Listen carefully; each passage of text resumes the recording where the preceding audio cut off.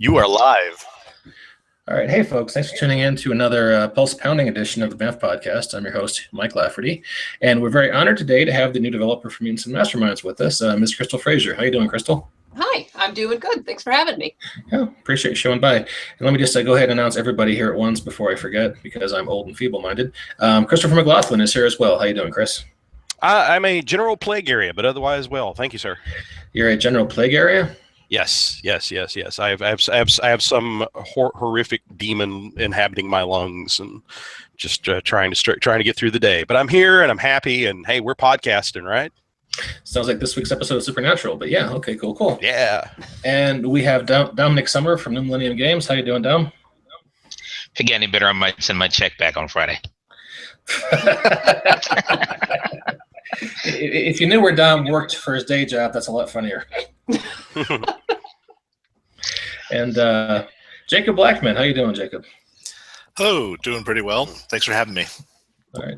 And last but not least, our frequent co-host, Walt Rebelliard. How you doing, Walt? Insert colorful witticism here. Walt's just phoning it in. So, all right, you guys were laughing hysterically like 2 minutes ago about the new Archie. What's going on? Fill me in on what the hilarity is there. It was about the old Archie, actually. Archie and Jesus on the beach, kicking it old school. Yeah, we were talking about how Darren Watts and I we found out that we have a shared obscure passion, and that's for this interval in the 70s when Archie licensed their characters out to religious comic publishers, and and you could still find them if you look hard enough, and there's a big thing for scanning on the internet right now. But basically, you can buy these comics where you find out that, like, Jughead's two great passions in life are hamburgers and the Holy Spirit.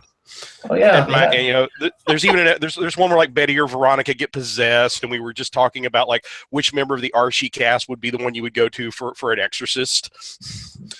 And my personal favorite is the one where Archie and the gang are hanging around the beach talking about sin and damnation until Jesus pulls up in his Boss 70s van and tells them about the groovy way to heaven.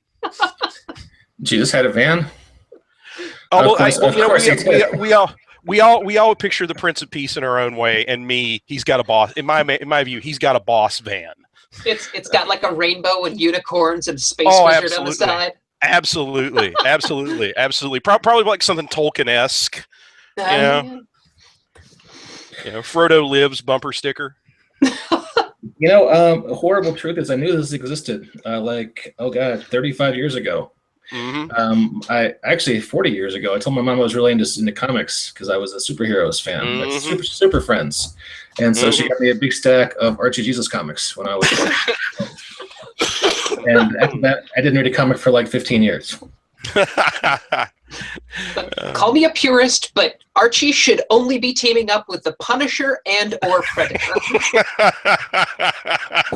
Are you guys reading the Doctor Strange Punisher team up? No, that makes no sense. Wow. No.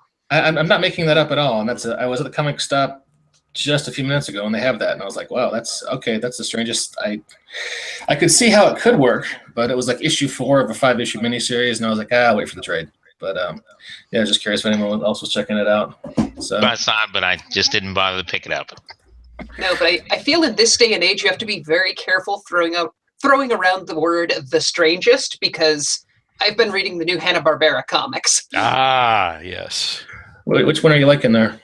The Flintstones, of all things. I've been curious about that. What do you like about it? Because I keep seeing it at Comixology, and I just haven't pulled the trigger on picking it up yet. It's this weird exploration of, like, breaking down all of the ideas of modern civilization into things cavemen are concerned about. So, like, they're trying to invent a religion to make people behave, and they keep going through like a bunch of different animals, but because they also use animals as their household appliances, nobody wants to worship a vacuum cleaner.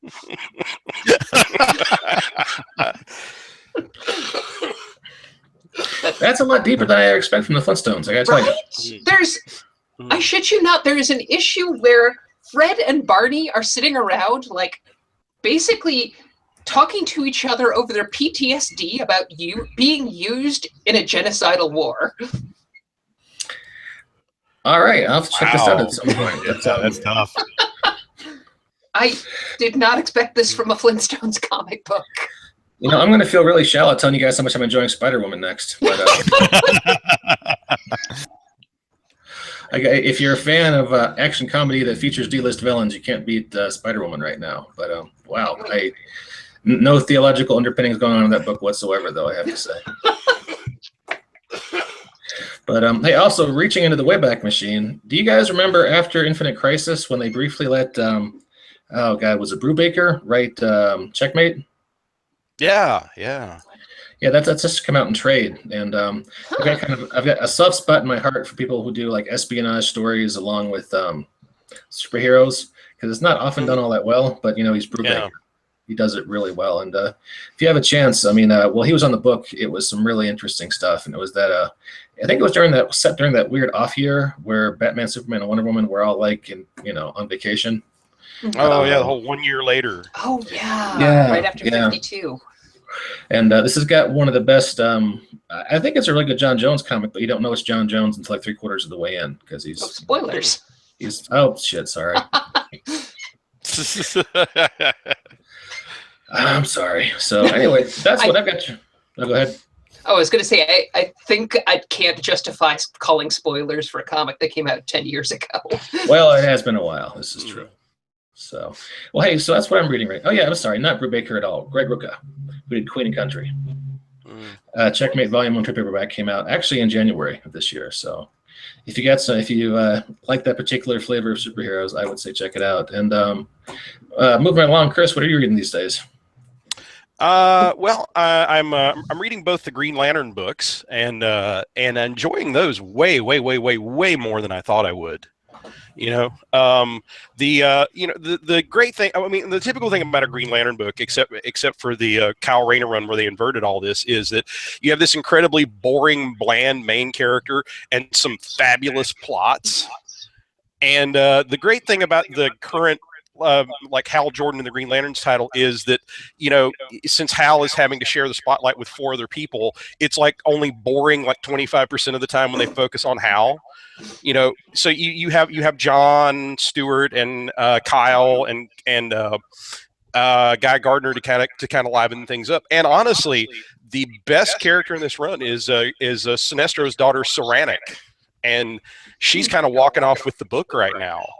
Trying to make the Sinestro Corps into a force for good to kind of redeem her father's misdeeds, and it's been an amazingly good read. And the Earthbound book, Green Lanterns, with Simon Baz and Jessica Cruz, the plots in that have been arguably even better. And Simon has never quite worked for me because I have a tough time getting past the the 85th human Green Lantern, woohoo, yeah, this is something we really needed. But the interplay between him and Jessica has been real good. It has been very well done. And this whole notion of somebody who has anxiety issues trying to be a superhero is something that's really never been done before, and it's been done quite well. In fact, they just did a spotlight issue on Jessica about like what it's like to live your life with anxiety issues. And I've shared it with several of my friends who actually have real life anxiety issues, know nothing about superheroes. And they've said, this is amazing. I know nothing about Green Lanterns, but this is what it's like to live my life. And there's just, anytime that you can get a good story that gives you some insight into other human conditions, and it actually seems to inspire and, mean something to the people that, have to deal with these issues, I think you've done something fairly marvelous there. So all credit to the folks on that book. And I'm reading the current Flash run, which is fun. I'm deliberately skipping the Watchmen issues because I don't think that, that I can support this whole let's stick it to Alan Moore thing that GC is doing. But as soon as they stop sticking it to Alan Moore, I will jump right back into the Flash and go right back to enjoying that. And Astro City, but everybody should be reading Astro City. Hardly even bears mentioning, right? Yeah. You're a thinking person, yeah. Yes. So what did you think about that point in the Green Lanterns book when, and I know I'm disappointing a whole bunch of people because the Marvel guy is talking about DC.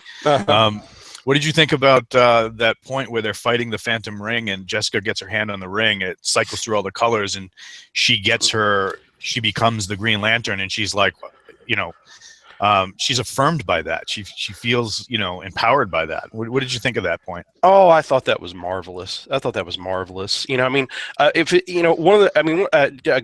apologize for the tangent, but one of the great things about getting into teaching, and believe me, if you guys haven't heard the story, my wife kicked me in the butt until I decided to go off and become a teacher because she saw good things in me I didn't even know were there.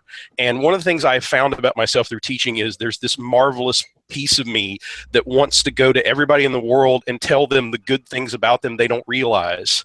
And as somebody who is developing a great fondness for this completely fictional character, to see Jessica find something wonderful about herself after all that time, I got a little weepy. I'm not going to lie to you. Maybe it's just because 48 is bearing down on me hard, but I got a little weepy at that. I thought that was marvelous. I thought that was so beautiful. I mean, honestly, that's the great thing about my job is every day I get to come in and tell some teenager who may have never heard anything good about themselves in life and say, hey, I thought you did a really good job on that last essay. I thought you made some fabulous points. And that's why I would not do any other job in the world other than teach. Oh, cool. Right All on. right. Well, hey, guest of honor, Crystal, what are you reading these days? Somehow I've ended up with a largely Marvel-dominated pull box, which is not really what I've done in the past, so it's been kind of a fun go. I've been super into Spider-Gwen, of all things, which normally I don't get into the really, emotionally trying, difficult, drama-ridden books, but this one is sort of isolated to itself, so I don't have to follow 3 or 4 storylines. I can just focus on what's going on with Gwen Stacy. And beyond that, kind of following the tangent of using comic books to explore psychological hangups, Marvel's new run of the Hulk has been amazing as somebody with PTSD. They're exploring Jennifer Walters and dealing with some of the PTSD she's got from her cousin's death and from her almost dying fighting Thanos, and it's pretty raw in a couple of places. Okay. Now, which there's a few Hulk books. Which exact one is that? Oh, it's the new Hulk book that's it just started last month, but it's Mariko Tamaki and Nico Leon. Okay, I'll have to check that out. Yeah, I just read a really good review of the Totally Awesome Hulk with Greg Peck, but I want to make sure. Yeah, that's the one following Amadeus Chow. But, all right, cool. I keep meaning to. I've got to pick up the trade for that. Find out what's going on there. I say that a lot. Yeah. Well, hey, Dom, what are you reading these days? Dom, are you there? Did we lose you? Oh. Nope. Had to mute it for a second. Basically, let's say I'm reading Titans over DC, Blue Beetle, and I just started picking up the Forever War from Titan Comics. Okay. Which one are you liking the most? Believe it or not, right now Titans are starting to pick up. For a while, they were kind of was focusing on way too much on Wally West. On the last issue, they started branching out in some of the other characters. Blue Beetle's actually decent, and Forever War, I've read the source material for that, the actual original book, so I'm just following along in the comic to see how closely it aligns with it. That was Haldeman, right? Yeah. Okay, yeah, I've seen that in my dad's bathroom a few times. that was not creepy at all. Well, no, my dad's a big sci-fi reader, but he does all his reading in the bathroom. So literally, anytime I go over to the house for a family gathering or anything, I'm like, "Oh, where's Dad? Oh, he's in the bathroom," and And just forces of solitude. Yeah, it's the study.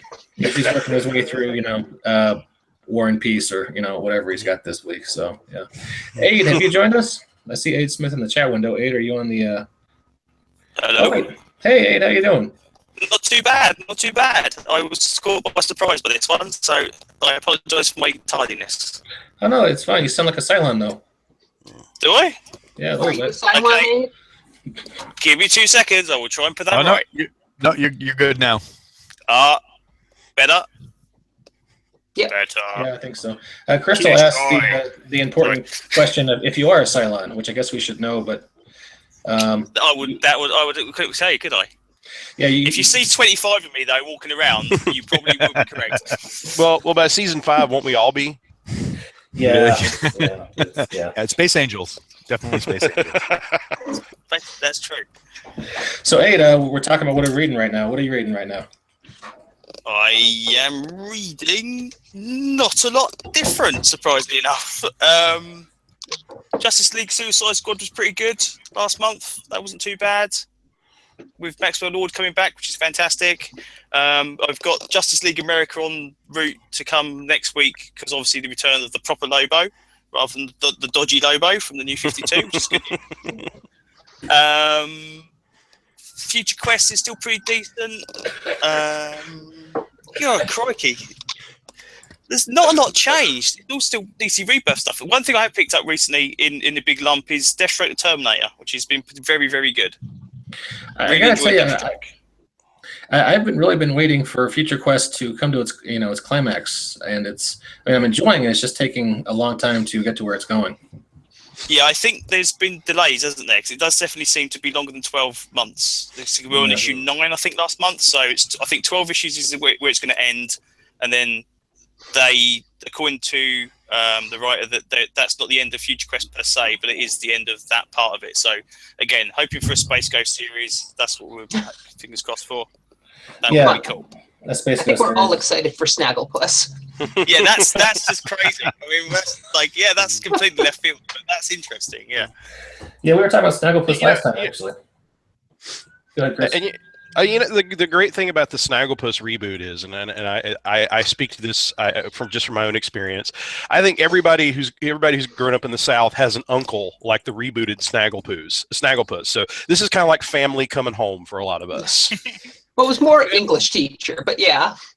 I right here that's what my family member was an English teacher. So yeah, it feels like a homecoming to me.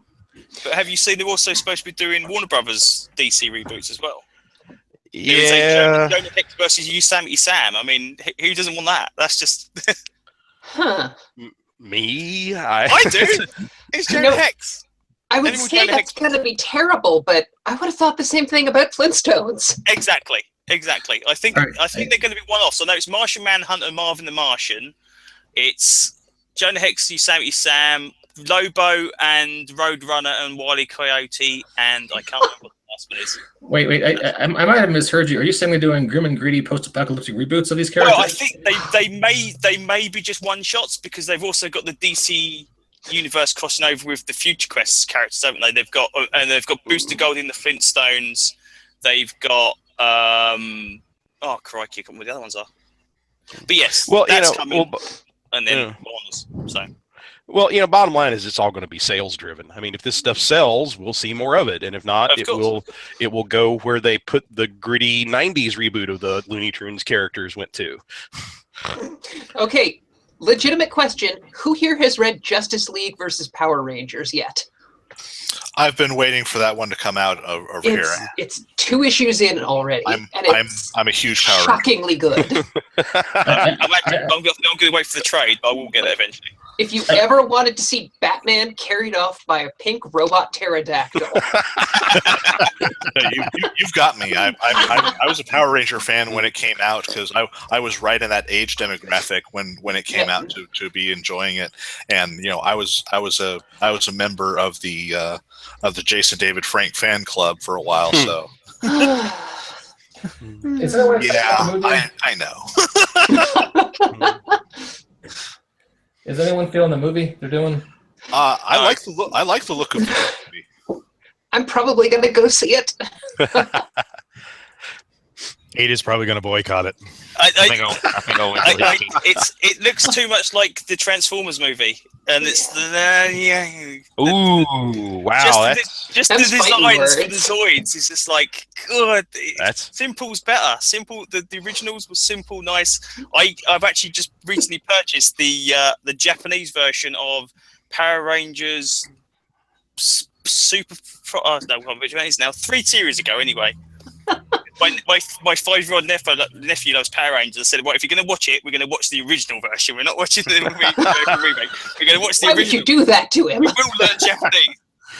So yeah, so we've got those coming along. So, but it's got space pirates in it and a little mechanical owl. I mean, that's who doesn't want that? You could be mean like I am to my niece and nephew, and make them watch the Japanese version, but cover the subtitles. Yeah. That's one stage up from what I'm going to do. Yeah. I bought my older brother the Battle of the Planets DVD for Christmas a few years ago. Nice. Oh, I love that. But boy, that's such a better show in Japanese. Oh, totally. Oh, so much so. It's like night and day. Yeah. There was 2 Battle of the Planets, wasn't there? In America, there was one that had like the names that was like Jason Trueheart or something or other, which was the really dodgy version. Oh, and that's then the one had where the good version, which was the one which had 7's Arc 7 in it, and then they had the proper version, which is Super Science Ninja Team Gatchaman, unless I'm mistaken. Yeah, that's the true version. Yeah, it's I mean, it's kind of like watching the Super Friends watching the English dubbed version because it was just awful, and then watching the Japanese version with subtitles, like, okay, I could see people and why grown-ups watch this. It's good stuff. So, Justice League versus Suicide Squad, how's that even a fight? Shouldn't that be like 5 seconds? It was actually a really good series. I was very surprised. Yeah. Really? Okay. Yeah. Wasn't too bad. Actually sold out in a couple of comic shops around here. They had like no issues left. None. Yeah. Okay. Well, and I got 5 out of 6 of the Amanda Connor covers, and one issue 2 isn't, and it's really bugging the crap out of me. Just one issue that's just like, it's got that random cover on it. That's annoying. But there you go. That's just me. Yeah, it just goes to show you how, for all her skeeving and conniving, Amanda Waller really sucks at her job, but can pull out miracles when she has to. I mean, it was definitely an interesting read. Okay. All right. So what are you reading these days, Walt? We haven't covered you yet. I just finished the last web page of Shelter Division that they put up.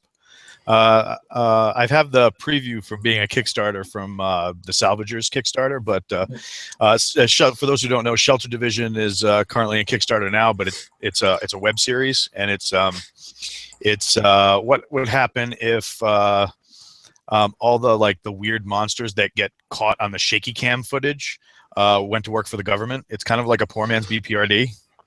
Oh, so yeah, it's really fun, especially when the guy with the alien robot arm starts getting into verbal arguments with Bigfoot.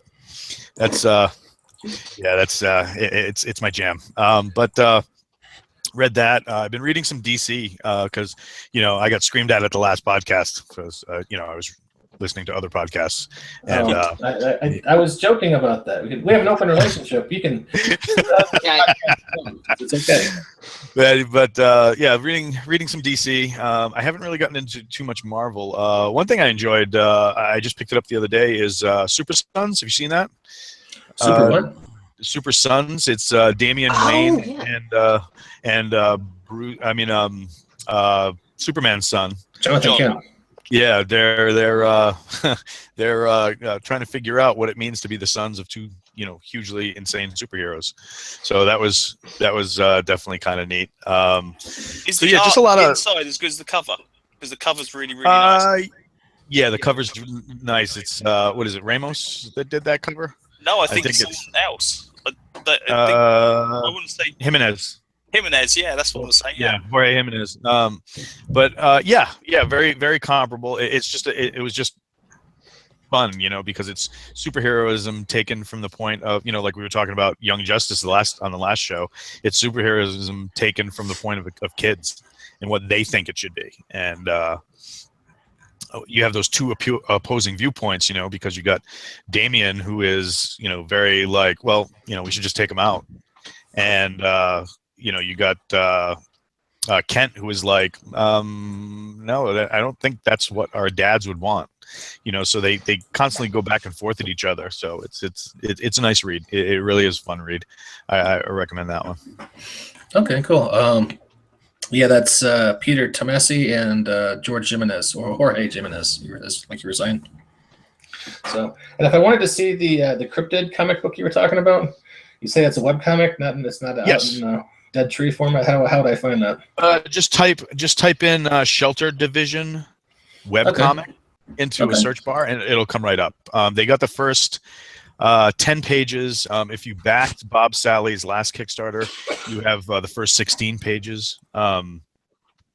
very fun. The art is very watercolor-esque. It's got a nice wash to it. The character designs are fun.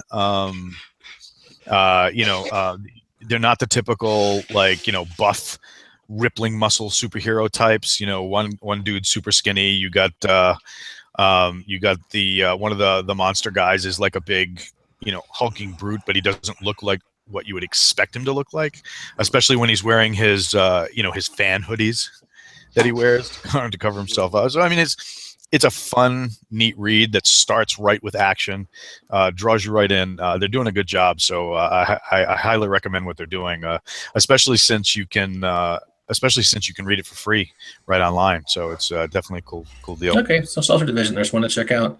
All right, well, hey, let's awkwardly segue over to games, and now we're talking about games. So, hey, Crystal, yes. Thanks again for coming. You are the new, I usually call people in charge of a particular system the godfather of a particular system. Should I call you the godfather of Mutants and Masterminds, or do you prefer a different title? I'll go with Godmother. All right, Godmother. You are the godmother of Mutants and Masterminds. Can you tell us what's coming up new for M&M in 2017? Well, the big things that we've announced so far are the print collection for Rogues Gallery, which is going to have about a dozen new rogues in it that didn't get featured in the individual PDF collections. Third edition Freedom City is coming out, and the big one that we are really excited about and kind of trying to puzzle over how we're going to make it work is the Mutants and Masterminds Basic Heroes Handbook.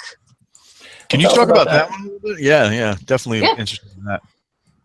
The idea is basically trying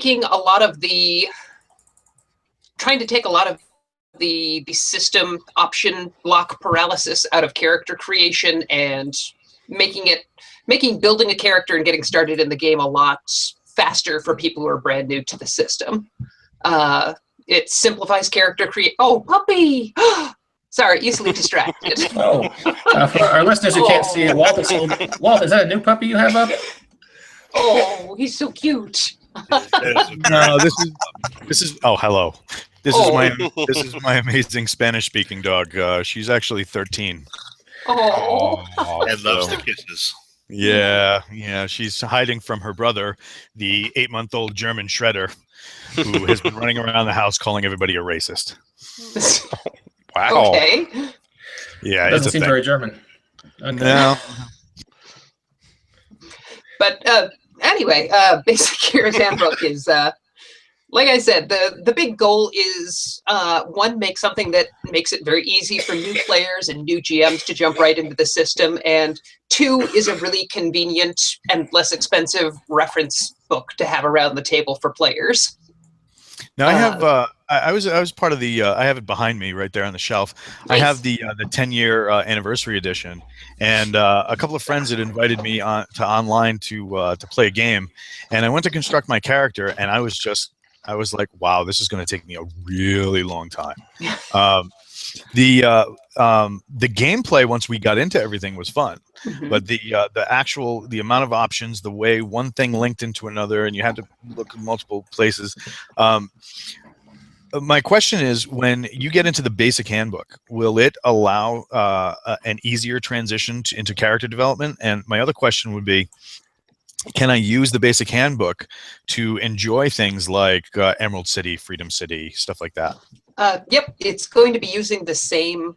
It's going to use the same rule set. It's not quite like the Pathfinder beginner box where it uses a simplified version of the rules. So you'll be able to use any characters you make in the basic or the beginner handbook to play in a game with people who use the Deluxe Hero handbook. Most of it is going to come down to instead of point managing your entire character build start to front, you start with a broad concept and get more and more options to narrow down what you want. And basically, instead of spending points, you're just going to pick character attributes that you want, and it plugs into a cohesive character. It's almost like a version of the random hero generator. Yeah. But with a bit more description and a little bit more explanation along the way. Okay, yeah, I remember we had John, talk about that back in the day when that first came out. Is that going to change the way characters are generated in the Character Lab product from Wolflair, or is that is that a separate thing? And talk about it that's a later separate thing. I'm not entirely sure how they're going to handle it. Okay, it's not really meant to replace the Deluxe Heroes Handbook. It's more as a supplement for either new players or people who want an extra handbook around the table to double check rules, or people who just getting into GMing. Or okay, cool. When should we? Is it bad if I ask for a release date? Is it like late 2017 or early 2017, or is it too early to see? We're hoping for late 2017, but right now I'm still cleaning up a lot of other projects and making sure those get out, so it's not getting as much full attention as I would really like to. So we will see. Okay, cool. So is it okay if we ask about release dates on some of the other books, or is it too early to talk about those? Too early to say anything for certain just yet. All right, cool. One of the things that Crystal is probably too nice to actually say is she essentially got this job the same way that you would become a NASCAR driver, by waking up in the car in the middle of a race. So for those of us who've had the honor and pleasure of just watching her work from afar, she has done such an amazing job under some really, really, really less than ideal circumstances. So yeah. I wouldn't say that. It's there have just been a lot of things that happened all at once, and I am doing my best to put out some fires that resulted. Well, I'm still saying you're awesome, and frankly, you're not talking me out of it. So. Oh no, I can convince you I'm not. Well, you're going to have to work at it. After just the brief time we've been working together, you're going to have to work at that. Let's talk about middle school. Oh Lord. If you got to go that far back, Chris might be a winner in that argument. Oh. That's a whole other podcast, and we could talk about Young Justice. And no, I used to read Fantastic Four. All right. Now, as far as in the basic handbook, you said there's going to be a lot of advice for new GMs. Can you talk a little bit about that and how that would pertain to M&M? Because I know M&M can present some unique challenges to starting GMs when they first get launched. Yeah, a lot of it is we're mostly presenting how to GM from presenting some several adventures in there that are mostly very short toolkits. You probably, if you were playing in second edition, you probably remember the beginner's guide we had for that, which I've got to stop looking for stuff on my desk while I'm here. But that had the Doom Room adventure in it. That was mostly a collection of traps that you could use in any adventure if you just picked them up and relocated them. And the idea is to do that. We're presenting a couple of 2 to 4 page mini adventures that sort of work as almost scenes you can interchange with each other. And then one big adventure after all those that ties everything together. And along the way, it's explaining how you do challenges and how you do trap style encounters, how you talk down NPCs, how you get into big slug ups with villains. I'm trying to make sure we get Luna Moth in there because she's one of my favorite second edition villains who didn't quite make the cut yet. But a lot of it is monologuing, right? You have monologuing rules for villains? Not yet, but the dog bark completely wiped out the sound of my heart singing that I had. There's a Luna Moth fan out there. Yes, sorry about that. My dog is being very vocal today for some reason. I've got 3 of them at the moment. No apologies necessary. All dog lovers here. So who do you have working art for the project? So because one of the huge draws for me anytime I see an M&M book is the art, and 99% of the time I will buy it just on the strength of the art alone. For the beginner or the basic handbook, I don't know just yet. Hal handles most of the most of the artist negotiations. I imagine we'll be getting more from Foch and probably some Darren Culvert. Hopefully some more Dan Moda, but I know he's really, really busy these days after winning his Eisner. Tell Hal to hire me. Hal doesn't like being told what to do. That's fair. Plus, he is That was pretty subtle. he is way outside of my threatening reach. So, like, if he were in Oregon, then I could threaten him and it would carry some weight, but he's on the East Coast. I've been friends for 30 years. He lives like 20 minutes from my house. Have you ever? Oh, shit, that'll work. Yeah. Oh, please don't threaten anyone on our behalf. Jacob, please take all your complaints through Professor Grant. through Chris. I will put it under advisement. Thank you. Yeah. As long as he wears the luchador mask, I need to see this. No. I'm not threatening. I leave it to my far more intimidating wife. So. Well, hey, speaking of intimidating, that's a bad segue. I'm sorry, but I'm trying to talk about the new product you guys just announced, your collaboration with Greater Than Games. You're going to be doing if I understand correctly, and correct me if I'm wrong, a Freedom City Universe version of Sentinels of the Multiverse. Yep, of the Sentinels of the Multiverse card game. Okay. So, go ahead. I was just going to remark how we were using the phrase verse just an awful lot in the last 2 or 3 sentences, but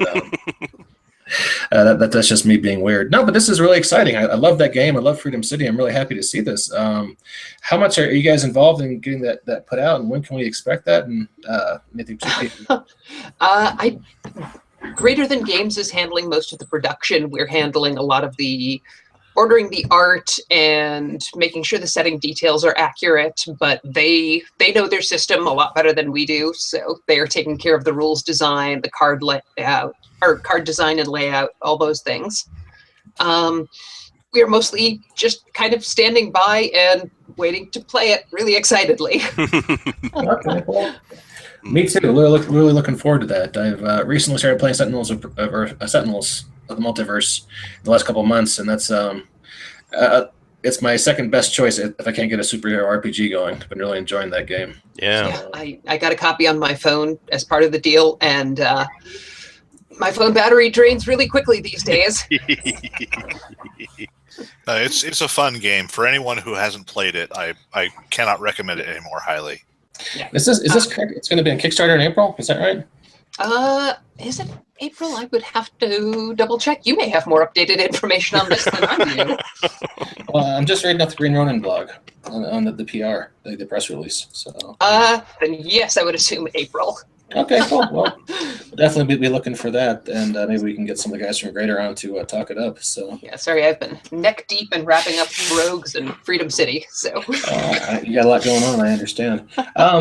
Can we ask you about your dream M&M projects? I mean, because you're sitting in a seat a lot of M&M fans would like to be in.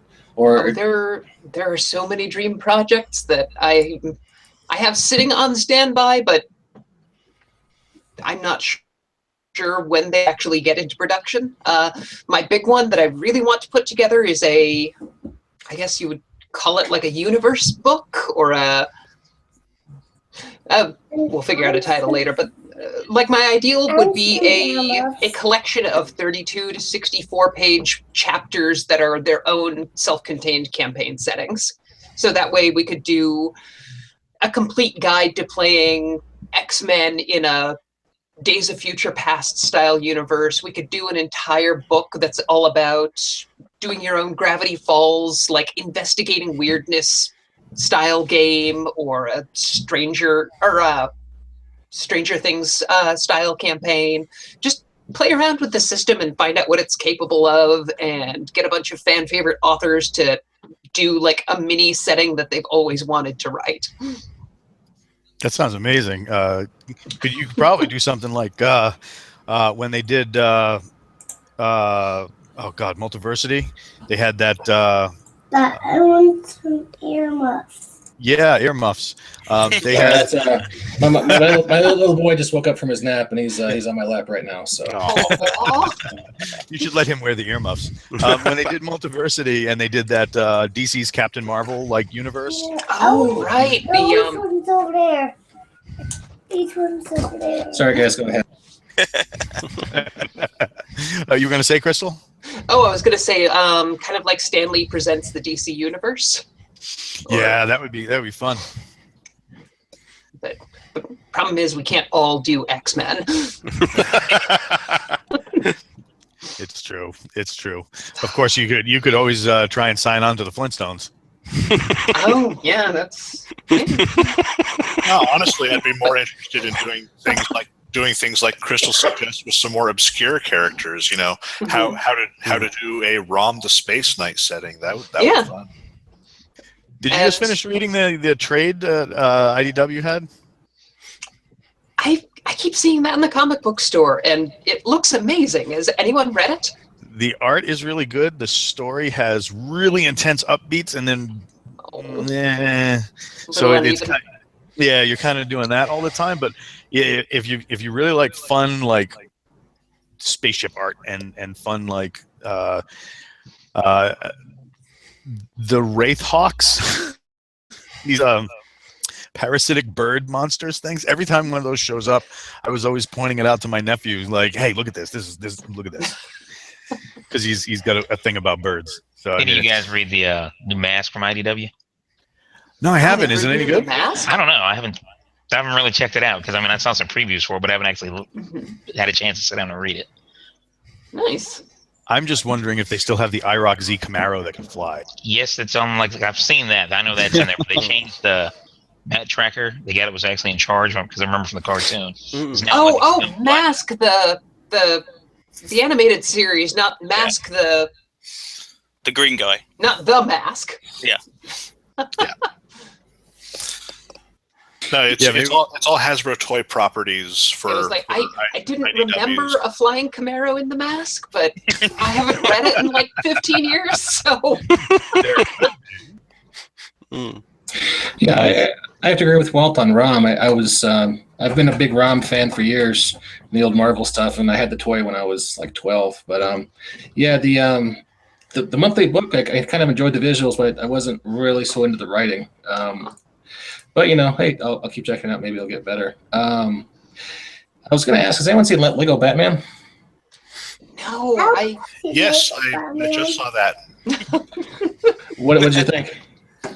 I enjoyed the Lego movie better, but the Lego Batman movie was still a fun film, especially if you are a classic Batman lover, because there are some callbacks to some really obscure villains, and there's a bit of you should Google these guys a bit. So it's nice to see Condiment King was in it.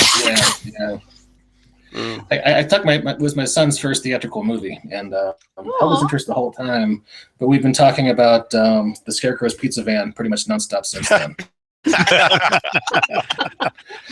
And I mean, like 5 times a day, he's like, "Daddy, talk about the Scarecrow's Pizza Van. Why does it drive a pizza van?" And I'm like, I got nothing. I don't.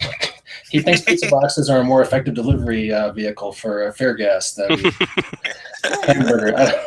So that's cool. You just open those right up into your face. Yeah. Yeah, I'm hoping to catch that movie for my birthday this weekend sometime. And I've only seen the trailers like at least a few of us, but this is a film I think I have to support and I have to root for, because I think we need to send a clear message with our dollars to DC that we're pretty much sick and tired of seeing you using these awesome characters that have been around for years and years and years solely to like murder and each other and depress us. Yeah. So if recent news reports going, Affleck wants out as well, doesn't he? So I mean, whether or not we're seeing any more Batman films is another matter entirely. But given Zack Snyder's stated dreams for Batman, I think I would be taking hostages if I had to get off that film. Yeah, I have yet to watch any of the DC cinematic films because just from the trailers alone, these do not look like the characters that I know and love. I am going to watch Wonder Woman because those trailers actually look accurate. That looks like a Wonder Woman film, and I will go watch that film. Well, I tell you, there's one thing about that film that worries me. I think I've referenced it a couple times on the show before, but there was a leaked memo from a Warner employee talking about basically talking about how she doesn't understand how the DC films keep tanking and everybody but Zack Snyder is getting fired over it.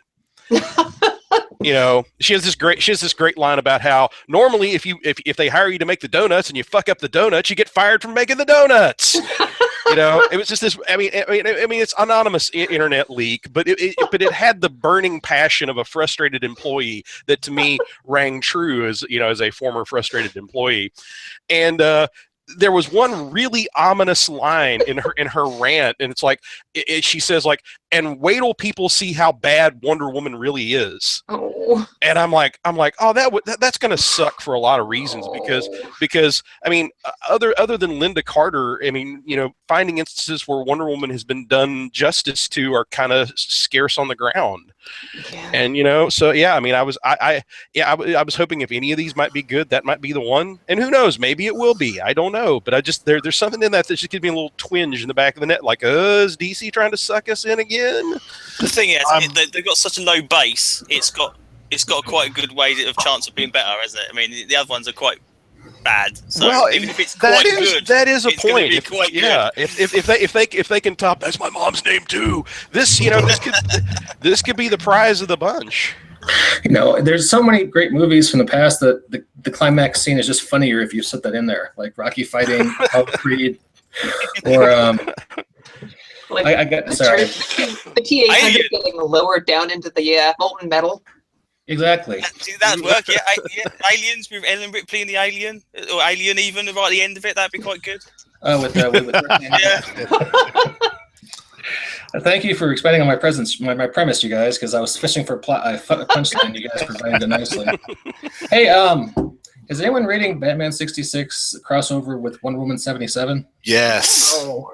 Yes, I'm actually reading all of the Wonder Woman 77 series. I've got the regular 77 series. I've got the one where she's crossing over with Batman 66, and that's been pretty fun so far. And I'm also getting the one where she's crossing over with the Bionic Woman, and that is a delightful show. Huh. I especially love the whenever they do their action scenes, each one has their own special effects sounds, because it has the whooshing noises for when Diana's doing something, and then whenever the Bionic Woman is doing something, it goes ding ding ding ding ding ding ding. At the risk of sounding like a guy that's just eating his member berries, there is something very, very sweet about the fact that they're taking the comics I was designing in my Trapper Keeper in 3rd grade, and like they're actually publishing them now. That is kind of neat. That is kind of fun. I love the all the Comixology series, or the online exclusive series that are coming out. Mm-hmm. In each issue of these, the Wonder Woman and Bionic Woman, at the very end, they have this list of, and here's all the Easter eggs from the TV shows. This person showed up in this episode, and we mentioned this person in this episode. Okay, I'm buying the trade then of that. That's good. Yeah, just Googling that right now and putting it in my inbox.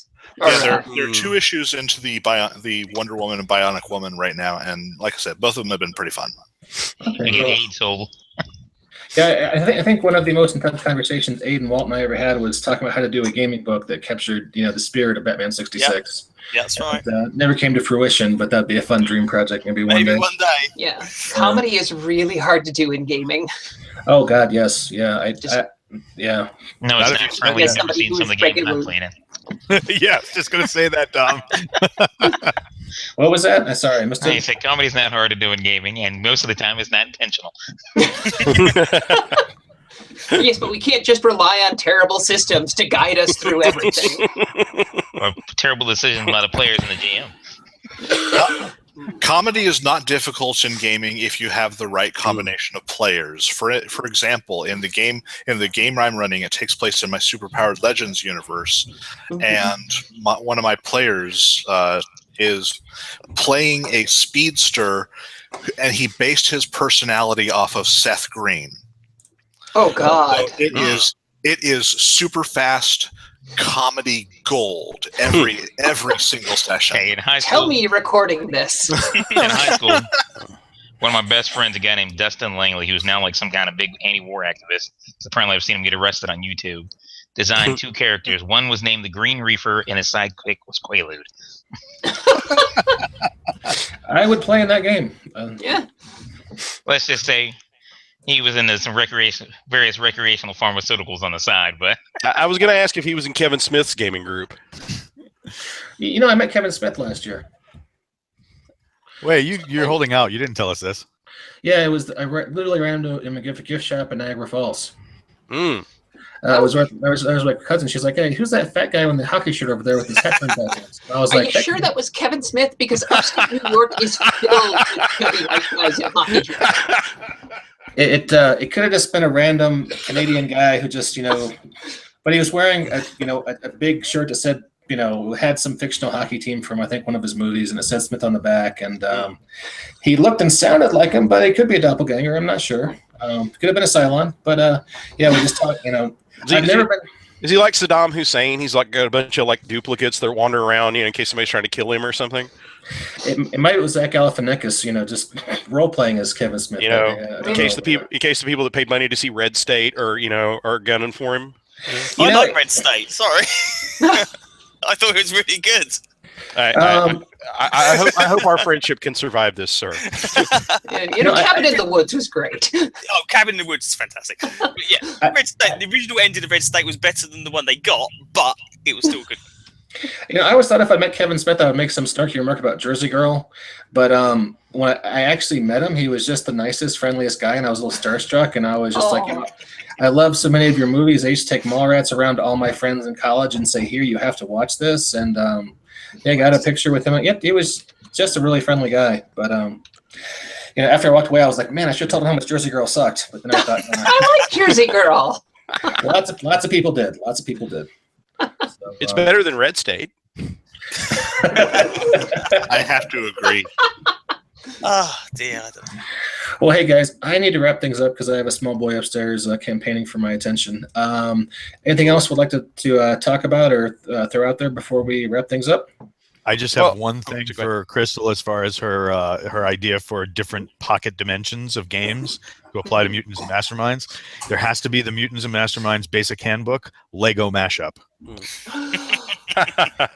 I can make this work. That is a winner. We might have to go with Mega Blocks, but I don't think I can afford a Lego license. I think Duplo is pretty cheap these days. There you go. So if we were gonna not talk about release dates, but just talking about order of releases, can we do that? Order of releases. I'm pretty sure Freedom City will be coming out relatively soon, and then Rogues Gallery, hopefully 2 months behind that. And then we've got some PDF projects underway, but I don't want to talk about them yet until we've actually got some authors on board and things assigned and text in development. That seems like a smart policy. I applaud that. So. I don't want to make the mistake of promising the world and not being able to deliver. I feel you. All right, well, hey, thank you so much for coming to talk to us. Thank you for having me. I'd love to have you back at some point in the future. And Chris, Aid, Dom, Jacob, Walt, guys, thanks for coming out. Walt, thanks for hosting everybody. Can I throw in one thing real quick before we go? Yes, sir. Please do. Yeah. Well, I imagine a lot of people are probably listening to this because they're kind of curious about what's coming up for M&M, and their Crystal is still kind of new to them. But I just wanted to say, as a guy that's been with M&M since it was a text file sitting on my hard drive, kind of daring me to write something as good as what I'd been gotten. I can tell all the M&M fans out there, firsthand experience, that we are very, very, very, very blessed to have Crystal as our guiding light right now, because she is someone whose creative instincts are absolutely spot on. Her vision of where this game needs to go is absolutely perfect. And we've only collaborated so far on 2 or 3 villains, but she's already sent me some of the most spectacularly spot on notes about how this is how we make this better. And Hal Mangold once described me as a huge ego supported by toothpicks. And anybody who can give me notes and not make me cry, that's somebody with a very deft touch. I'm gonna have to work harder because you're supposed to be crying, damn it. It's not hard. It's not hard. Just give me a good shove. That's usually all it takes. But yeah, I usually cry when I see my paycheck. Yeah, but Eminem fans, we have every reason to be excited about where it's heading because it's in fabulously good and talented hands now. I'll bet that's high praise. So, right, Chris, do I just PayPal you the payment? Well, I'm a public educator, so I'm beyond bribing. You're a public educator. I know you can be bribed. Anyone who wants to know how well Crystal does her thing on her own, just check out the template tome from Purple Prose Games. Absolutely. Oh God, that hurts to hear. Oh, I lost all of the projects I was developing for Purple Prose. That's my own publishing imprint. Before I got picked up by Green Ronin officially.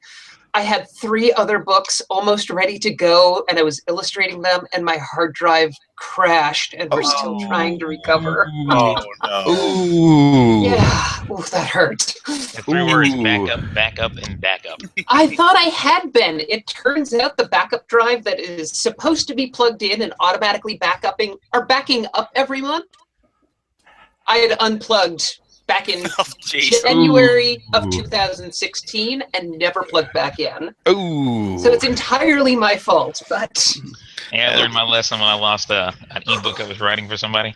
After that, it's online backup to the hard drive, backup to external hard drive, and backup online. Like I said, I had to try to go back and recreate about 100 and some pages worth of text. It was like, oh my God, no. I had to write Hero High twice before I learned that lesson, so yeah. Well, hey, good advice. Backup. There we go. Online backups. Take it out of your hands. We're like an 80s cartoon show. We're ending with a lesson. The more you know. And knowing's half the battle. The rest is red lasers and blue lasers. I was I'm in the IT field, and there was you guys probably don't know what GitHub is, but kind of a famous website out there, people who do coding and whatnot, and they had like 6 different kinds of backups they were supposed to be doing on their daily production runs, and it turns out none of them were actually running successfully or configured properly. So they had a hardware failure, and they lost like 72 hours of work just because they hadn't tested their backups. But anyway, to sum things up, always back up your data and look forward to the future for Mutants and Masterminds. And hey, we should probably plug Jacob. You've got some recent releases for Superpowered Legends, right? I do. I love those. So thank you. If you want basically official Mutants and Masterminds material that isn't actually official Mutants and Masterminds material. I mean, there are lots of great third-party things. It's just Jacob's is what I have been reading through lately.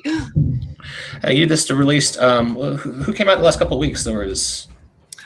In the last couple of weeks, I released the 3rd class of Vindicators, who go by the pseudonym Metaforce, because they didn't want to wait until they turned 18 to join the Vindicators. They wanted to go out there and do their own thing, and that is so far the largest team book I have released, with 9 members. And the Vindicators, for anyone who isn't aware, that's kind of your Urzet's X-Men, right? That's kind of my homage to the X-Men. Yeah, they are all people who have inherited their powers from their genetics, and so people hate them for it because they didn't get their powers the regular way by being bitten by radioactive spiders and taking lots of drugs.